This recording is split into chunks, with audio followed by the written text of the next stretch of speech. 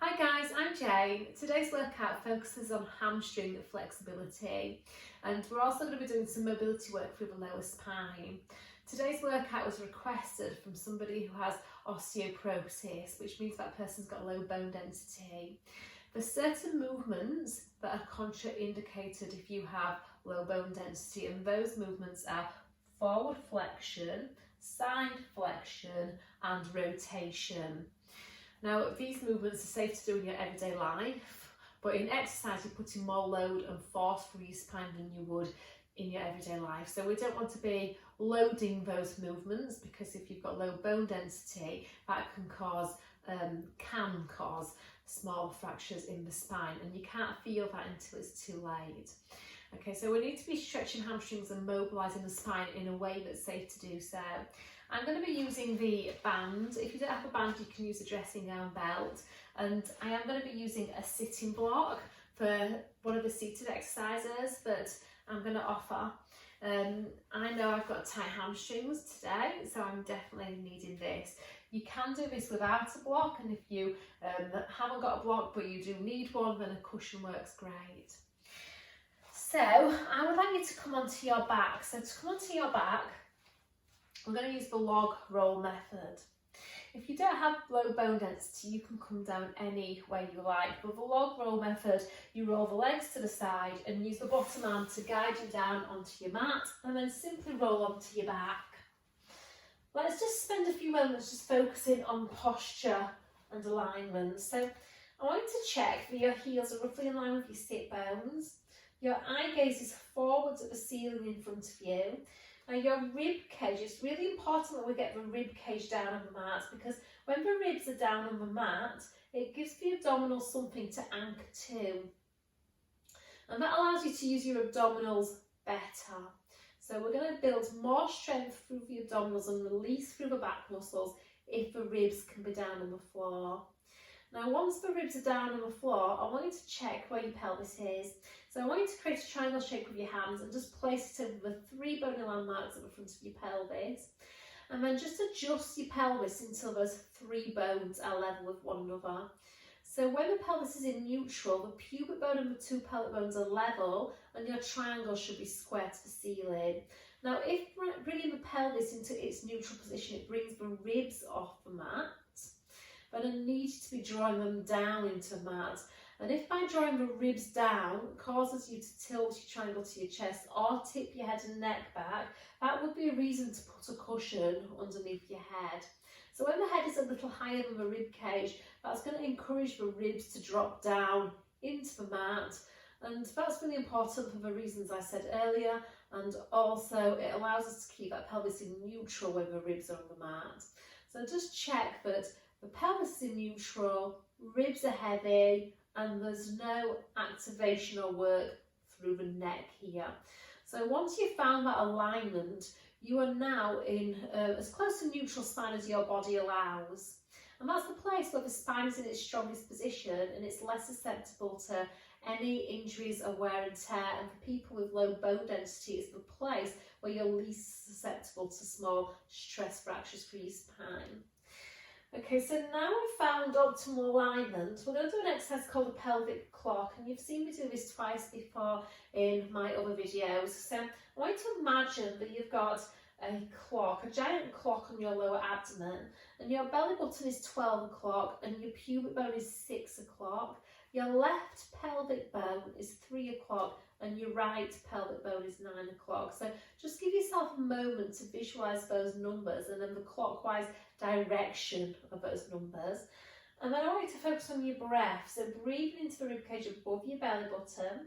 And as you focus on keeping your breath in your ribs above your belly button, I want you to feel that you're drawing your navel down in the direction of the mat, and then gently lifting up on your pelvic floor. So you feel that sense of pulling up, drawing in, belly staying quiet as that breath stays in the ribs. Now, on your next out breath, I want you to rock your pelvis backwards. So you tip into 12 o'clock, and then use your in breath to rock your pelvis forwards, tip into 6 o'clock. So you're just working between your backwards tilt and your forwards tilt. Now I want you to do this with as little effort as possible, so you're not pushing through your feet or using your legs, and your ribs should stay really still. So as you move the pelvis, you're checking that the ribs are still staying anchored down on the floor. So the range of motion between 12 and 6 should be a range that allows the ribs to stay down and the neck to stay relaxed. So you might find that that makes the movement more of an internal movement, something that you can feel as opposed to something that I can see. But just feel how you're shifting your weight between the lower back end of the pelvis and the tailbone end of the pelvis. So as you tip to your 12 o'clock, you should feel how your lower back sinks down into the floor and your weight is heavier towards the lower back. And as you tip to 6 o'clock, you should feel how your lower back gets lighter and your weight shifts towards the tailbone end of the spine. Now let's find that midpoint again. So your weight is fairly even between the lower back and the tailbone, and 12 and 6 are level. And then from here, I want you to tip between your 3 o'clock and 9 o'clock. So as you work between these two places, your focus again is to do it with the least amount of effort required to achieve the exercise. So the legs should be still and the ribs should be still. And again, it should be something that you can feel more than something that I can see. So what you're looking to feel is that shift of weight from one side of the pelvis to the other. So when you tip to your 3 o'clock, you should feel that your weight is heavier underneath the left side of the pelvis and the weight of the right pelvis gets lighter. And then vice versa, you tip into 9 o'clock and the right side of the pelvis gets heavier and the left side of the pelvis gets lighter. And here we're trying to keep the two sides of the waist equally long. It really is a small movement. So when I teach pelvic clocks in class, everyone's looking for that really big movement. And as a result, they start to get rolling through the knees or lots of force movement through the spine. So it's very, very small here. Okay, and then we're going to level the pelvis. So 3 and 9 are level with one another. And then we're going to do a full circle. So I want you to tip to your 12, then your 3, then your 6, then your 9 o'clock, and then back to 12 o'clock. And again, on this video, it's going to look like my pelvis is hardly moving at all. And if you can see that my pelvis is moving, then it's probably because I'm overdoing it. Again, the sensation here is just shifting the weight around the pelvis. Now this is safe to do even if you've got low bone density, because our pelvis has to move in a figure of 8 over our femurs in our walking gait. So this is actually, you could argue that this is actually quite a functional movement in that it's relatable to what we do when we get up on our feet. Okay, so we just want to feel a smooth circle tipping between those places. And again, we don't want to feel shifting underneath the ribs, but you are going to feel shifting underneath the pelvis. Breathing in for one half of the circle, breathing out for the other half of the circle. Now next time you reach 12 o'clock, we're going to go anti-clockwise. So you're going to tip to 9 o'clock, then 6, then 3, and then back to 12 o'clock. Now there's other numbers on the clock face. We haven't just got those 4 numbers. So imagine all the numbers in between those 4 numbers and just feel that you're passing through every single number. So it is definitely a circular sensation. An analogy I like to use is imagine that you've got a bowl of water sitting on top of your pelvis and you're swirling that water around the edge of the bowl like you're trying to make a bit of a whirlpool. So visualise that whirlpool that you're creating. And again, if your ribs are moving and shifting, if you're getting tension in the neck or movement in the legs, you are putting too much effort into this. The pelvis is moving through a rotation, it's moving through flexion, extension, so we're just allowing that pelvis to go through the ranges that the pelvis would go through in your walk gait pattern. So we're going to allow the pelvis to release back to its neutral position, and now we're going to do a stretch for hamstrings. So keeping that pelvis in neutral, so all the numbers on that clock face stay level. You're going to bend one knee in and just hold the back of your thigh with both hands, and then just stretch that leg up to the ceiling and then re-bend. So that's all we're doing. It's a dynamic stretch for the hamstrings. Now the hard bit with this exercise is to keep your pelvis in neutral. A lot of people who are tight in the hamstrings will end up going into lumbar flexion, which means the lower back rounds into the floor. and that just allows a person to reach the back of the leg a lot easier. Okay, now if that happens, the range of motion to bend at the hip joint is not coming from the length of the hamstrings, it's coming from the length of the lower back. So I want you to make sure that you're anchoring that neutral position, so that every time you reach the foot up to the ceiling, we're really isolating that stretch to the hamstrings, and we're not compensating through the lower back. So that takes core control to keep that pelvis stable, and we're really making a difference then to mobilising the hip and stretching and building flexibility in the back of the thigh. Now next time you reach your foot up to the ceiling, I want you to hold it there. And then you're holding the back of your leg with both hands. Again, if that causes you to tip your neck back, you can always choose to put something like this block or a cushion underneath the head. Okay, so we keep that good alignment through the neck. Now you're going to press the back of your leg into your hands, but you're going to pull your hands into your leg. So you want to create a two-way resistance between the hands and the thigh. So as I do this, this is effort for my arms and it's effort for the back of my leg. I'm really activating through the hamstrings here. Focus on breathing and then let that effort go, and then see if you can hinge that leg in a little bit more without letting your lower back round into the floor. So think of slightly tipping to 6 o'clock just to counter that tendency of tipping to 12 o'clock. Do that again, so find the effort. So think of pulling your hands into your leg into your hands, really focusing on your weight staying even underneath each side of the pelvis, but thinking of that slight 6 o'clock, sorry. So think of tipping to 6 just a little bit, release the effort, and then see if you can hinge that leg in a little bit more from the hip now, and then we'll do that one more time. Okay, so make sure you're breathing through this, so you'll feel the contraction in your arms, the contraction in the leg. Make sure you're not holding your breath, and just try and feel that core activation. So I definitely feel that my lower back extensors are activating as I do this. Release, and then see if you can hinge in a little bit more. And then bend at the knee and take that foot down. We'll repeat that on the other side. So pelvis staying in its neutral position. So I want you to deepen the ribs and the sacrum down to bring that opposite leg up. And we'll start with that dynamic hamstring stretch. Now by supporting the weight of your leg in your hands, it allows the front of the hip to relax. So we're taking the load off the hip flexors here, so that we can really focus on that nice stretch through the back of the hip. Sometimes when I teach this in a big class, I tend to get a lot of people just put their hands on the leg, and that's not going to be as effective. So you really want to support the weight of your leg. And again, you can support your leg in a dressing gown belt or an elastic band, whatever works for you.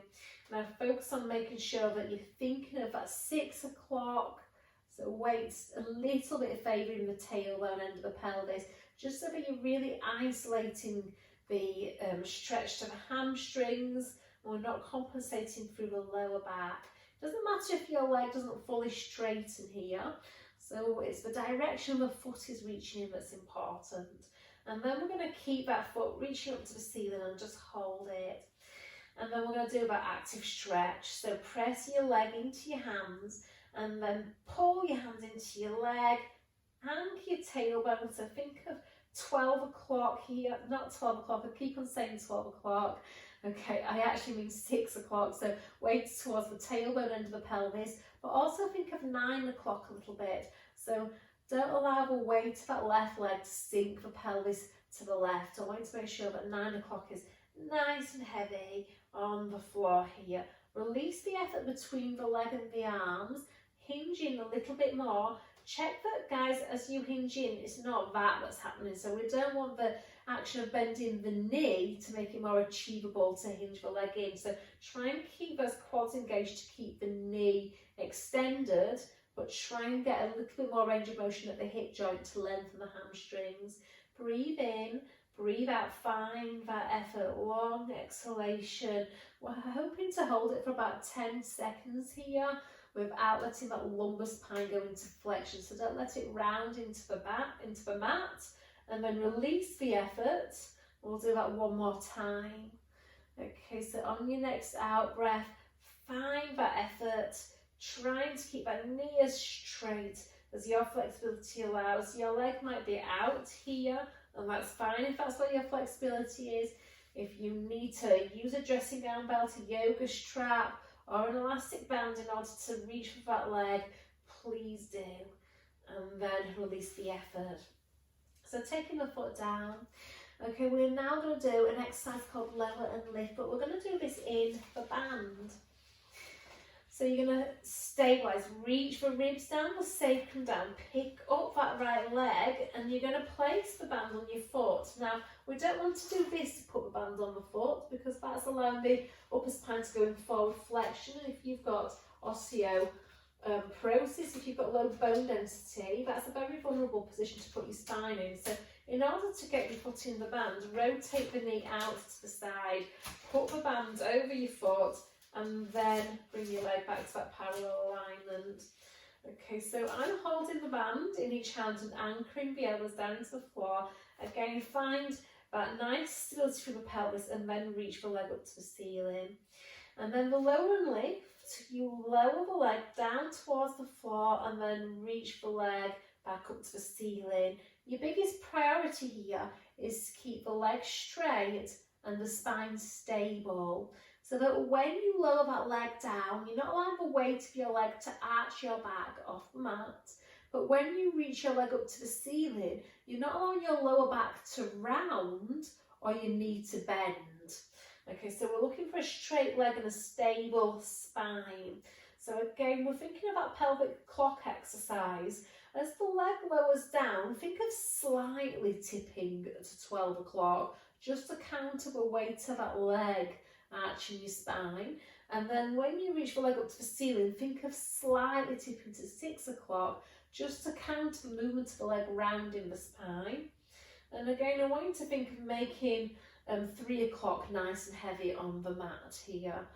Okay, so we're really focusing on that stability through the torso. So that's going to help you build strength and endurance in those spinal stabilizers. But each time you hinge your leg up to the ceiling, it's an opportunity to really stretch those hamstrings. Now, if your lower back allows you to, you're going to slide your bottom leg along the floor. So that's going to allow, the weight of that leg then is going to pull the pelvis a little bit more forward. So it's impossible almost to cheat that hamstring stretch when that bottom leg is straight. Now, if that doesn't feel kind to your lower back, feel free to bend that bottom leg back in again, but just make sure that you are favouring your weight being towards the tailbone end of the pelvis, but your ribs are still down on the floor, so we don't create a hyperextension through that lumbar spine. Now, when that leg comes back up, we're going to hold that straight leg position, and I want you to take the leg over your midline and then out to the side. So when the leg goes to the left, try and make 9 o'clock heavier. So think of tipping to 9, and when the leg goes to the right, I want you to think of tipping to 3. Okay, so the weight of the right leg tries to create a rotation in the pelvis to the left when we go over the midline, and then it tries to create a rotation in the pelvis to the right when we go out to the side. So essentially, by thinking of tipping to 9 o'clock, when that leg goes to the left, you're countering that rotation. And as you tip to 3 o'clock when the leg goes to the right, we're countering that rotation. So all the time, we're just really focusing on keeping that pelvis as stable as possible here. Now, this is a little preparation for our one leg circle. Okay, the leg is staying straight, so that is work and effort for the quads. The pelvis is staying stable, so that's effort for the core. And we're going to put it all together now. So you're going to go over the midline, down, out to the side and up. Breathing in for one half of the circle, breathing out for the other half of the circle. We're just going to do 2 more. Now I want you to make your circle as big or as small as you can. Keep that pelvis super still, the ribs anchored, with no activation in the neck. So the neck wants to be really relaxed, changing direction, so out to the side and down, going over your midline is an important stretch. It allows you to stretch through the outer hip muscles, and we get a little bit of stretch through the sciatic nerve as well here. So obviously any neural stretch, if you start to feel this in the calf muscles or the foot, you've gone a little bit too far with that stretch, so you could just go down and then straight back up. Okay, so once we've done that, we're going to bend that left leg back in and step it up into the band, and then change sides. So we're going to start off with the lower and lift. So lower down and lifting up. Okay, so now I'm starting to think about my pelvic clock again, and I'm thinking of tipping to 6 o'clock just to counter that lower back rounding into the mat. So really focusing on stabilising through that pelvis all the time here. Okay, so especially for those of you with tight hamstrings, because for those of you with tight hamstrings, you will want to round your lower back into the floor to get that leg further in. Now, if you were doing that to get that leg closer in, then that's not going to improve the mobility of your hip. Okay, it might not even do anything for your lower back either, because by keeping that pelvis stable, we have to recruit the spinal stabilizers, and that's going to help you build endurance in those deep spinal muscles. And by keeping that pelvis stable, we isolate the movement of the leg to the hip and improve the flexibility of the hamstrings and the mobility of the hip joint. Okay, if your lower back allows, then you stretch the leg along the floor. Okay, so the band again is supporting the weight of the leg. So it can be quite easy to be passive in the abdominals. So I wanted to make sure that you're still anchoring your ribs and your sacrum down. So the action of reaching down into the mat is going to activate your abdominals. So your abdominals stabilise your spine. So it's dead easy to forget about using those abdominals. I want you to stay really heavy on the floor with that back body. And then we're going to reach that leg up to the ceiling, and we're going to do the pendulum movement. So we go over the midline and then out to the side. So when the leg goes to the right, I'm thinking of tipping to 9 o'clock. When the leg goes to the left, I'm thinking of tipping to 9 o'clock. I said that the wrong way around, didn't I? So when the leg is going to the right, I'm tipping to 3. So I'm making that left hip heavy. And when the leg is going to the left, I'm tipping to 9, so I'm making that right hip heavy. Okay, so all the time I'm trying to, the pelvis has to respond to what the leg is doing. Okay, and that's going to give you that activation of all the muscles in the torso. So when you've essentially identified the parameter of your circle, we'll put the movement together. So we're going to go over the midline and down, out to the side and up.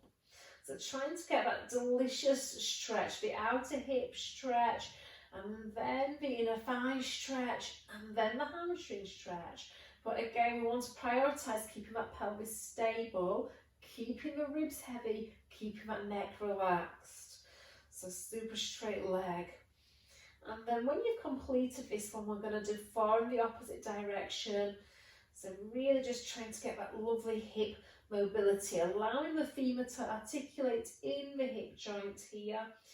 Okay, we don't want to do a movement that doesn't feel nice to the joint, so if it just feels a little bit grippy in the hip, guys, just make your range of motion smaller.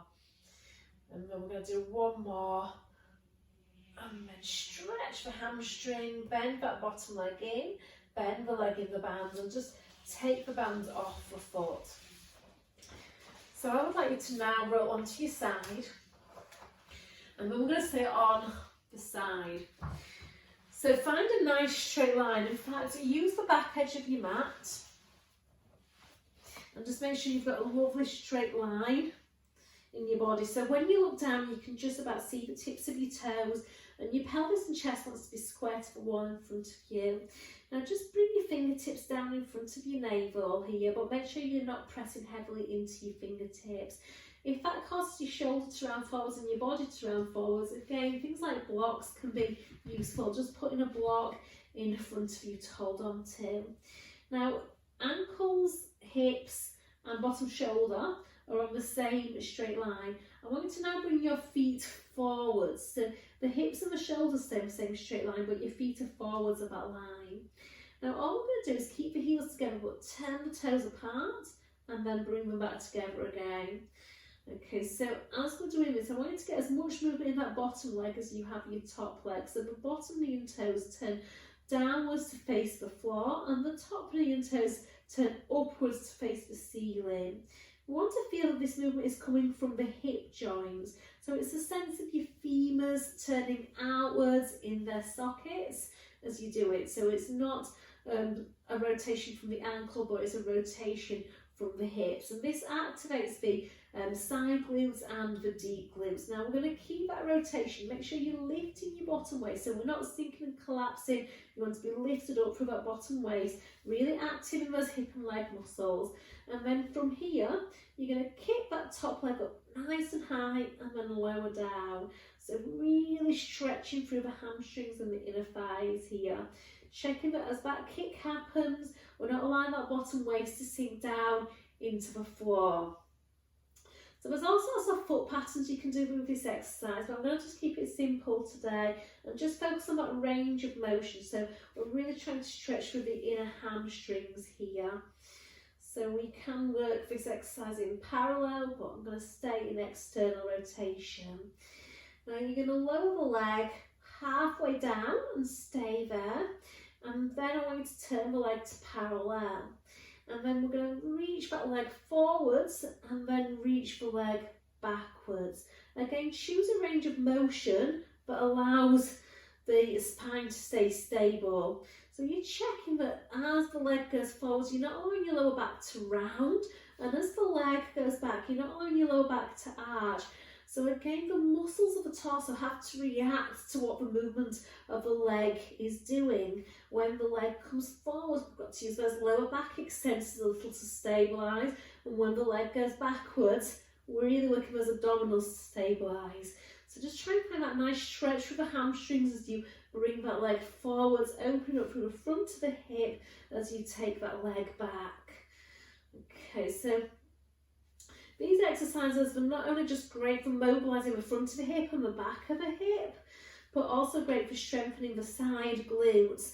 And often we can get tight hamstrings when the glutes are underworking and the hamstrings are overworking. So it's always worth thinking of trying to strengthen those glutes if your hamstrings are being excessively tight. Now we're going to keep the heel in line with the sit bone, and we're going to do small circles with the leg. Now it's really tiny. We want to make sure that bottom leg stays in external rotation. I'm keeping my top leg in parallel, squeezing the glutes, breathing in for one half of the circle and out for the other. Change direction, squeeze that bottom, keep lifting the waist and the ribs here. That's excellent. So remember, strong glutes will take the load off your hamstrings, and over time that can contribute towards your hamstrings relaxing and feeling more flexible. And then you're going to lower down and then just bend that knee in and give that hip a little bit of a rub. So let's do that on the opposite side. So just pushing yourself up to sitting, swivel your legs to the other side, and again we'll use that log roll method to come down. So again, think of back edge of a mat here. It just helps you find correct alignment. So heels, hips, shoulders in line, and then feet come forwards. The more forwards your legs are, the more stability the legs lend to the exercise. Top hand on top pelvic bone, check that it's not rotating forwards. And then from here, heels together, toes apart, and then close. It's not just the top leg that wants to be doing moving. I want you to make sure that you're getting the same range of motion in that bottom hip and leg as you are that top leg. So turn the knees and toes apart and then turn them forwards. Now as I'm doing this, I'm aiming to try and stand on all my toes, those bottom toes, and how much you're able to do that is dictated by how much mobility you've got in your bottom hip in external rotation. Okay, so if you're quite limited in external rotation, limited isn't a nice word, it's a negative word. I'm going to say challenged in external rotation. You're going to find that you're not going to get that big toe touching down, but if you are gifted with external rotation. See if you can get that big toe standing down on the floor. And then let's externally rotate and stay there. Nice straight legs. Make sure that waist is lifted so we're not sinking. We're holding that spine in neutral and then kicking up and then lowering down. So kick and then lower. A really strong leg, and just focusing on stretching through those inner thigh muscles and the inner hamstrings. When you do this, we're not flinging the leg up, we're controlling it up and we're controlling it down. We're working against gravity in the two directions, not just for one direction. If you're keeping that lift of that bottom waist, we're going to be getting that activation of the obliques here, the side abdominals, and building strength in the side abdominals as well as the side hip muscles and those external hip rotators. Now we're going to go halfway down and then turn the leg to parallel, and then we're going to go forwards and backwards. Now we want to keep that leg in a position where it's parallel with the floor, and you can balance a tray of drinks on that leg without spilling those drinks. And again, every time my leg comes forward, it's an opportunity to stretch the hamstrings. The more stable you are in your core, the more length we're going to get in the hamstrings. Remember, if your lower back is rounding when that leg comes forwards, then we're not getting the range of motion from the hip joint. We're getting it from the lumbar spine, and that's not going to improve the flexibility of your hamstrings. So we need to be stabilising through that core here.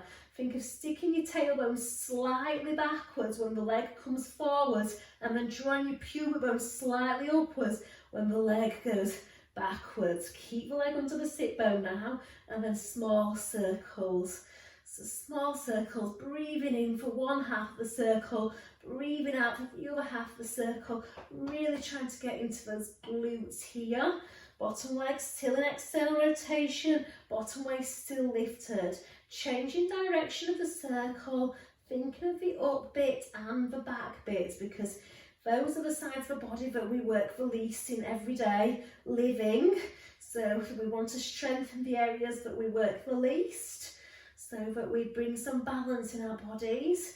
We're going to do 3 and 2 and 1 and release, and then just bend the knee in and give the hip a little rub. And then just pushing yourself up to sit in, and we're going to do a seated exercise now. So again, because I know I'm tight in my hamstrings, I'm going to sit on this block. Now, you can do this without the block if you're really flexible in your hamstrings, but if you're flexible in your hamstrings, you might not be doing this workout. You might not need to do this workout. Okay, so it's helping yourself up onto that block. Okay, so with this exercise, guys, think about the attachment points of your hamstrings. So if you think about the crease of your glutes, that's where the hamstrings attach, and then the back of the knee, okay? So that's where the hamstrings are attached to. So if you think about this from sitting, if your hamstrings are tight, they're going to try and pull your pelvis under into a backwards tilt, which causes you to really round and sink into your lower back. So that can bring lots of pressure on the discs of the spine, of the lower spine, and it's really bad for posture, especially if you've got low bone density. It's putting you in that flexion position.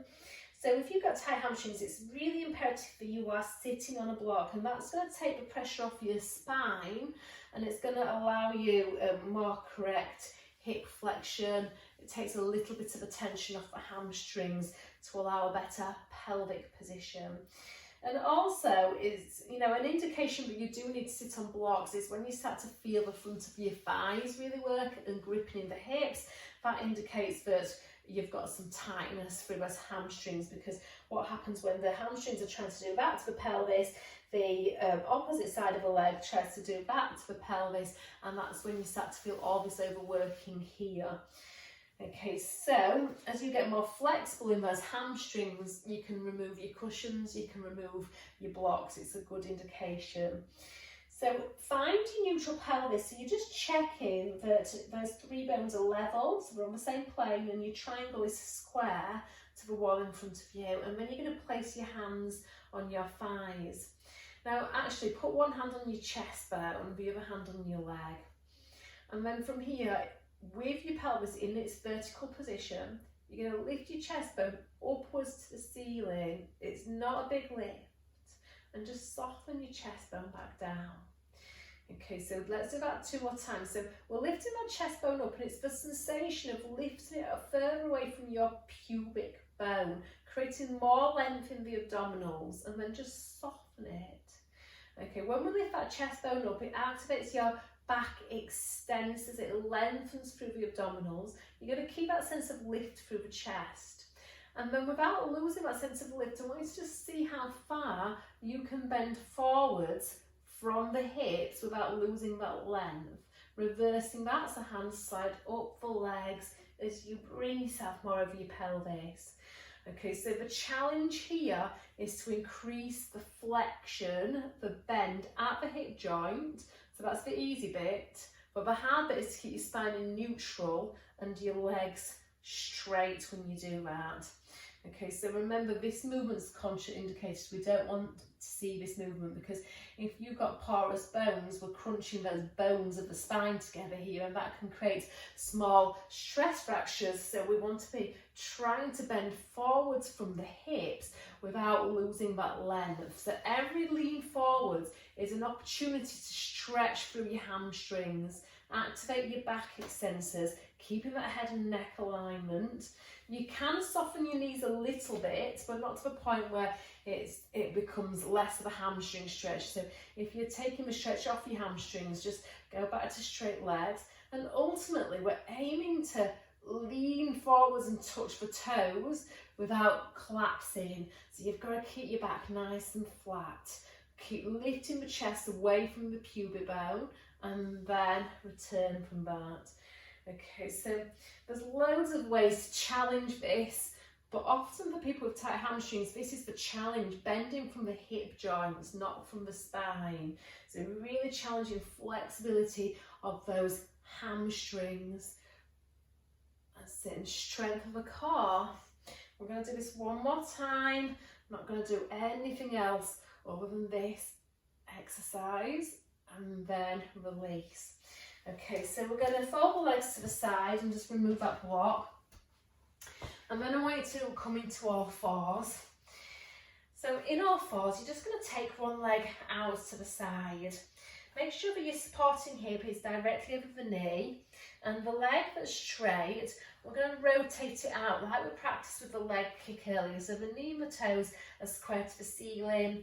The hands want to be underneath the shoulders here, and a nice straight line in the spine. So I want you to imagine that you're balancing a tray of drinks on your back, and you don't want to spill those drinks.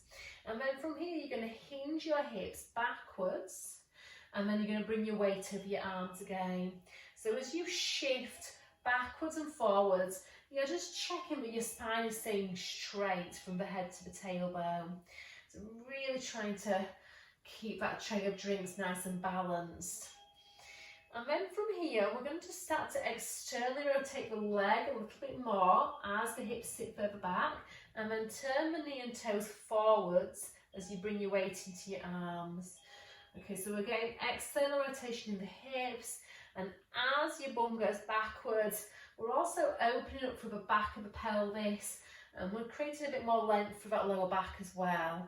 So really stretching through the inner hamstrings here and the inner thighs. We're going to do this just 2 more times here, and then we'll have a child's pose in the middle. That's it. So for me, it's quite a deep stretch all the way from the sort of back of the knee into the groin area. So bending the knee underneath the hip, and then just go into a child's pose. And although the spine goes into a small amount of flexion here, this isn't loaded flexion. So this is a really great stretch for just really releasing through your erector spinae muscles, so your back extensors. Just allow your body to relax over your thighs, and if you need some support here, you can put a block underneath your forehead so you're not sending your neck into flexion.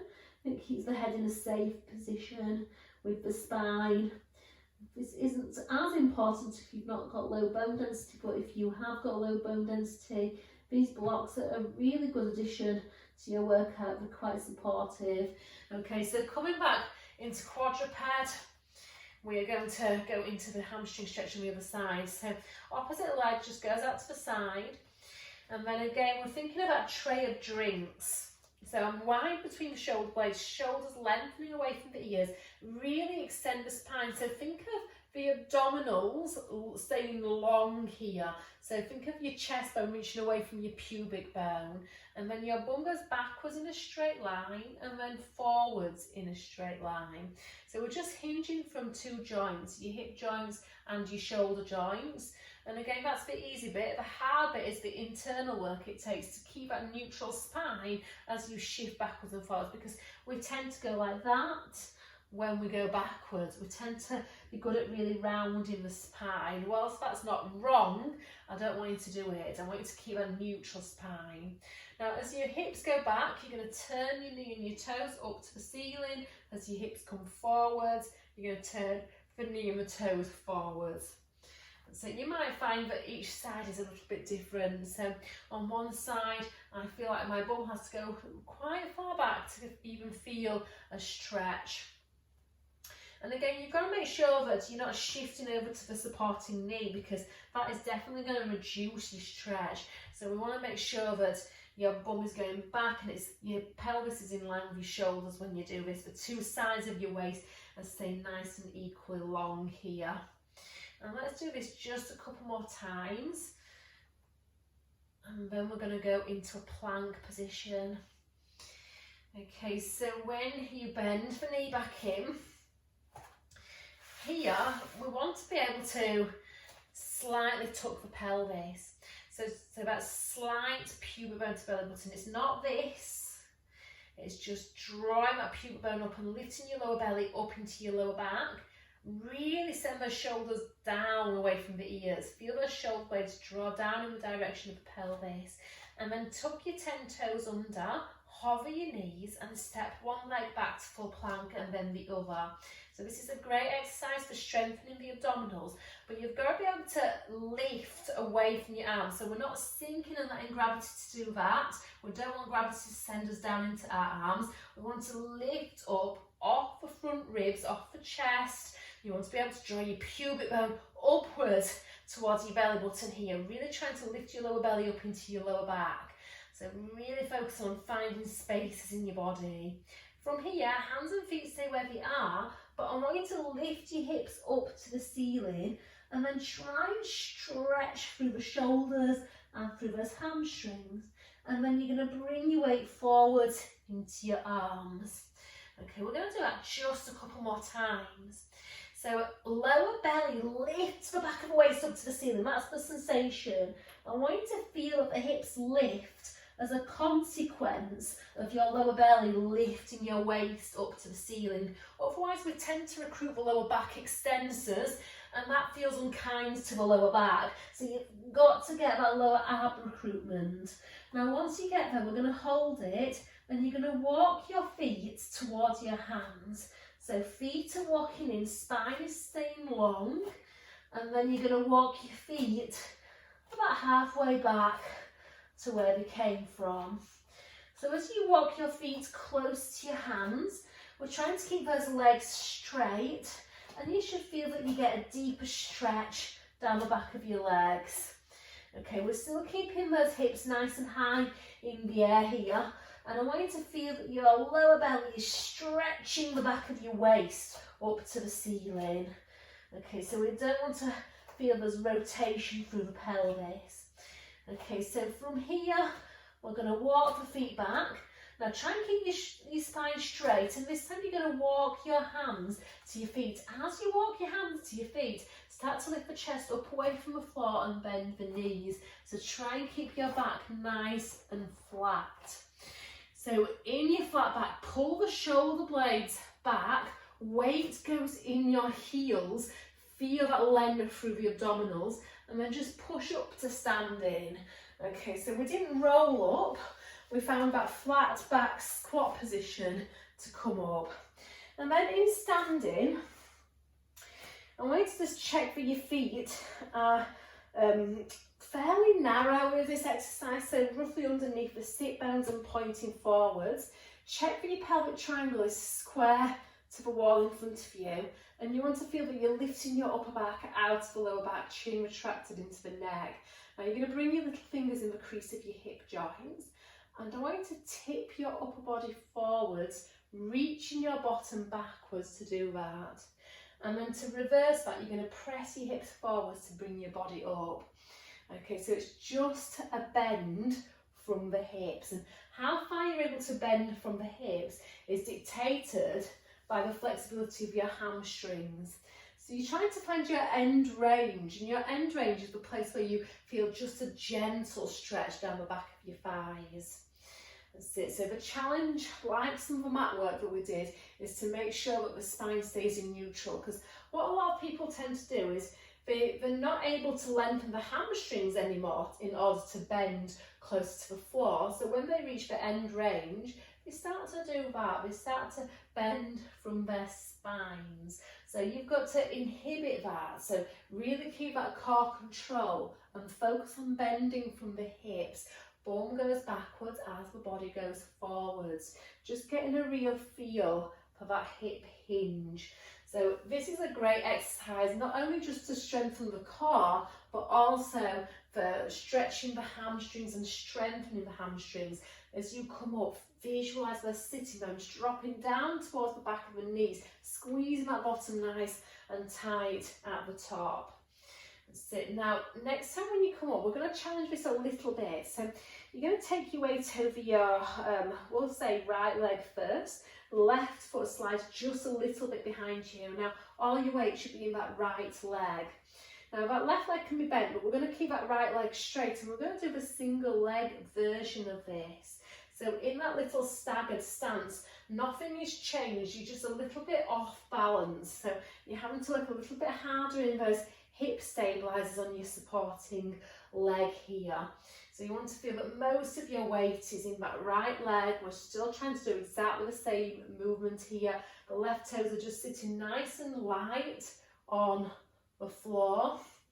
Okay, so we're not shifting our weight back in to that back foot.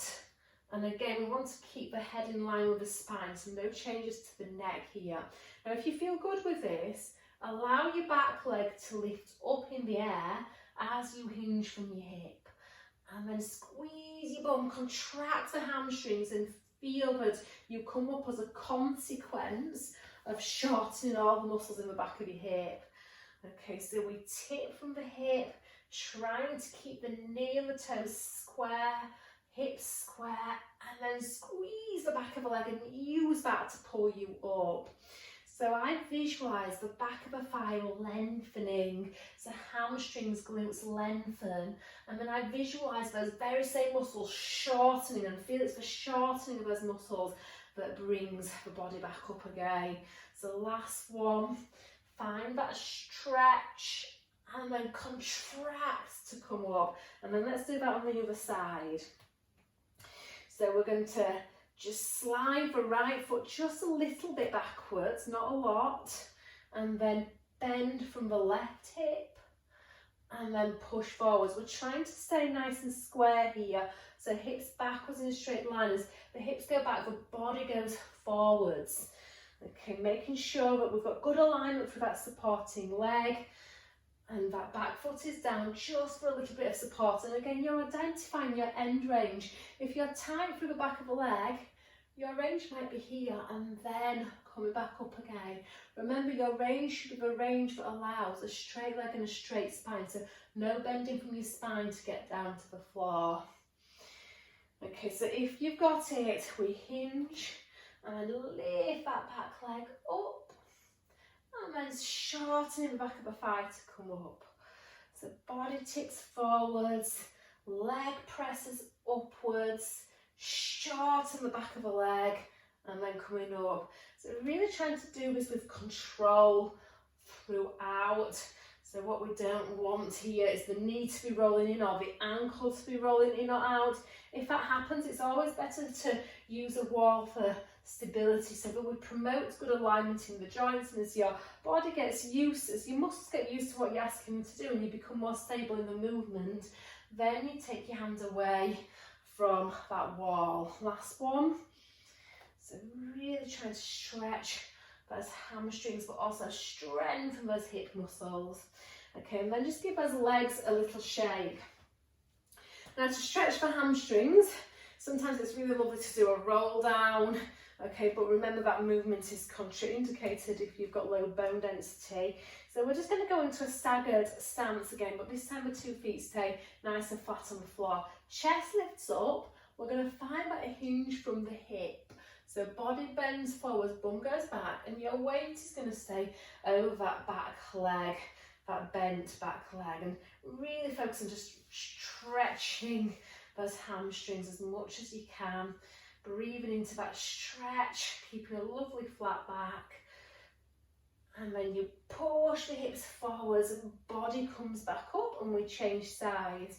So we slide one foot a little forward. So my heel and big toe on each foot roughly level with one another. Hips are square. As I tip forwards, the front leg stays straight, the back leg bends a little, but all the time the hips feel to be going backwards. So it's that sitting back into a chair sensation you're looking for. So lengthening through those hamstrings, trying to lengthen through the spine here, abs supporting that lower back. So we want to always stabilize that lower spine, and then hips forwards and shake those legs. Okay, so I hope that your hamstrings feel a little bit more flexible after that. So if you do have back problems, tight hamstrings can often cause back issues for many reasons. Okay, so often by trying to strengthen the glutes to release the hamstrings, or flexibility work through the hamstrings, that can have a positive effect on your lower back as well. I do always recommend going to a physiotherapist to, you know, if you have got back problems, to diagnose why you might be having those back problems, because then you can make sure that you're doing the correct exercises that are going to help. Thank you very much. Bye.